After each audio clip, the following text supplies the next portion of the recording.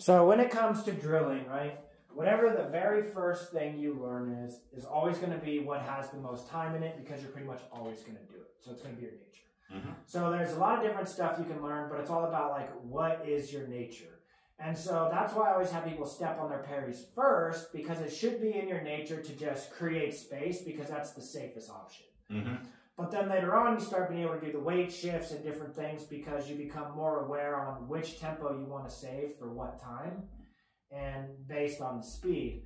But in the beginning, your brain can't process like, which one of these am I going to do? And in the beginning, if I had you doing like weight shift disengages, or to save the tempo of the hand and the foot, then all of a sudden you're going to be fighting, you're always going to go to weight shift, and then you're going to get hit more. Okay.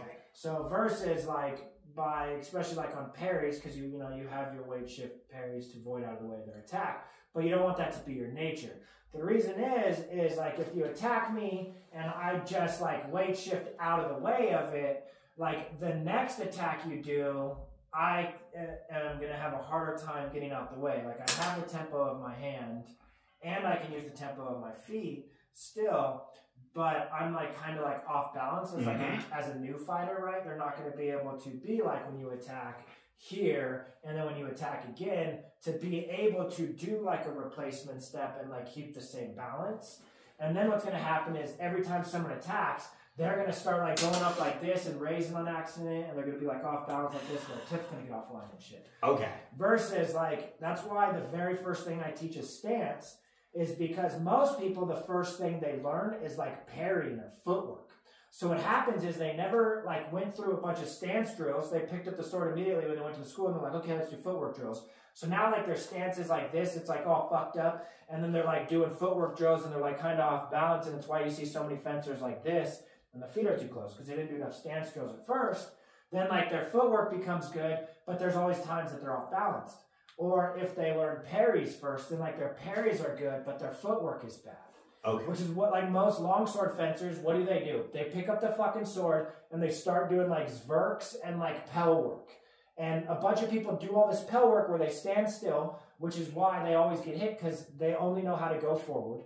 And most of the time they don't change the angle on their attack, and they don't retreat, because when they started with like the sword in their hands, so they're like always thinking about the sword in their hands, so they have a bunch of time in with what to do with the sword, but not what to do with their feet.